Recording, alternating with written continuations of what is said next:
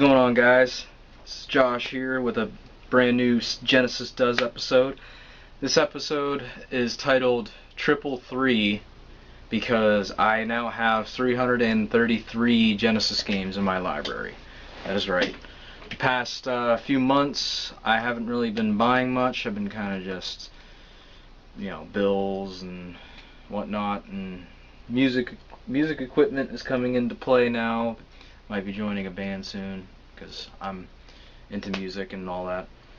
But I did manage to put 5 more games into the collection, which are very quality titles, I have to say. There's no bad game in this five game bunch. So I'll start off with the 2 that I recently got, and then I'll start off with the 3 that I just recently got, literally yesterday and today. So the first game that I got in this list is a game that I've noticed has been going up in value quite a bit, actually, and I actually got somewhat of a good deal on this version. I only paid $65 for it. It's missing its manual, but that game is Mega Turrican. It is missing the manual. And also another thing is the cart had a bunch of rental stickers on it, but as you can tell, I cleaned it up and it looks really nice. It's a really nice copy, I have to say, and it came with its case. I don't know why, but yeah, this game's been going up in value, so if you can get it cheap, go right ahead and do it. Or if you want, I don't know, I never played the original Turrican on the Genesis. I don't know if they're kind of alike or totally different games. I know this one ran into publishing troubles, and it was released by Data East. So that's the story on that one.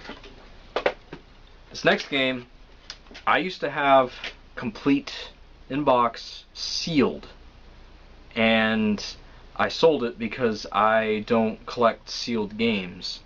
I pretty much sold it for what I paid for. Looking back on it, I probably should have kept it. Should have held on to it, but things happen. Anyway, but I was able to get a cart only version of it. Yeah, it's a cart only, but whatever. And that game is Action 52. Action 52.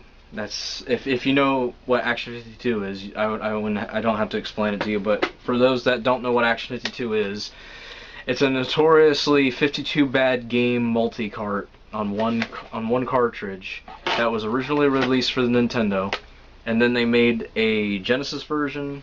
They were working on a Super Nintendo version, but it never came through, from what I know. But yeah, Action 52.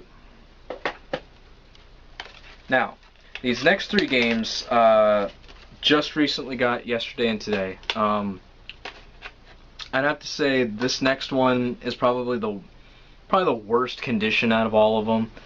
The only reason why I got it, and yeah, I got it because I didn't really care what the condition it was in. I mean, looking at it, probably should have waited for a better conditioned copy, but I'm fine with it. It works, it plays. But that game is Aero The Acrobat 2. Now, the reason why I got this game is because every time I go online to try and find a copy of it, I can never find a copy of it. And there's only usually just one copy, and it's like over $120, and it's the complete in box one. But I'm not paying that much for this game. But yeah, Aero The Acrobat 2, as you can tell, that label has totally seen better days. It's faded, it's ripped in the bottom and near the end label on it, and it's just overall not in the greatest condition, but it's playable. And when it comes down to the end of the day, if I do ever run across another copy of this game in better condition, yeah, I'll trade this in, and with that money I'll buy another one if I can get it for what I paid for it. This next game I actually won in an auction. I saw it only had like I think 10 minutes left, and it was pretty low. I went ahead and bidded. No one was really bidding on it, and I won it for like $12.50. It's loose, but and that game is something that's been on my mind, on my list for a little while, but I kind of wanted to wait until I got the more higher end games out of the way. That's what I'm trying to do now. I'm trying to get the rest of the really expensive games out of the way. That way, when I get down to the very, very low ones, I can just buy them. Boom, boom, boom, boom, boom. It's not a big deal. But anyway, that game is Batman the video game, and the label's got some gashes there, and it's got some wear, but you know, it's playable. Like I said, it's pretty good, and yeah, this is a lot of fun. This game is a lot of fun. And then the last game I gotta show you guys, I'm very happy to get, because every time I see this copy on eBay, they want like 60-70 bucks for it, loose, and I'm like, I don't understand why. Because I looked on the, I know this is probably not the best way to do it, but I look on price guides to get an idea of like how much the game's going to cost me, how much it's going to be kind of worth. And this game was going for like 35 bucks. Now I actually paid 35 bucks for it, which is awesome, because I was just scrolling through one day and I just saw it and I went and I bought it, because I know I'll never get it for this price probably ever again. And I was just playing it before I filmed this video just to make sure it worked and everything, and I got it today. And that game is Viento, another renovation title to add to the collection. Very good, like side-scrolling game. You're basically this chick running around different each stages. You're throwing like a boomerang or something that retracts back to you at the bad guys and stuff. It's a load of fun. It reminds me of kind of like, it's got like that Shinobi gameplay, in my opinion. It's pretty fun though. Definitely a good game to pick up if you're looking for it. Renovation made a lot of good games for the Genesis, I gotta say. But yeah, that brings my total up to 333. Now I have a list. I guess I'll show you guys really quickly. This is my list of games that, you know, I'm marking them off and getting them.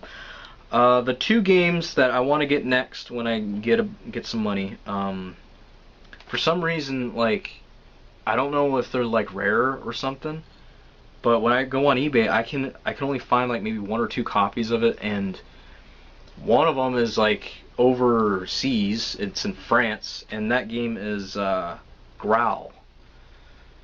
Anybody out there tell me if Growl's like a super rare game or something? Because I don't know. On Price Guide, it said it last went for like 20-25 bucks loose. So I don't know what's up with that. I found a loose copy. It's in France, and it's going for like $56 US. So that one, and then the other one I've seen before at my local video game store. I should have picked it up back then, not knowing it's gonna be an expensive, hard to find title later on. But that game is Wardner. I never played it before. I've heard about it, I've seen it, but I've never played it. According to Price Guide, they wanted like, if I can see it on my list here real quickly, Wardner, $37.50 it was going for on Price Guide. But for some weird reason, there wasn't, the only copies that were on eBay were complete box copies. They wanted like $100 to $200 for them, and there's only one copy, or there's 2 copies on Amazon. I might actually do the one they want like 54 bucks for, and then the other one was like 100, and it's like, I don't know if maybe Price Guide's prices are just off. That's what I'm going with, but it's kind of like an estimation, like what it could be worth or what it last went for.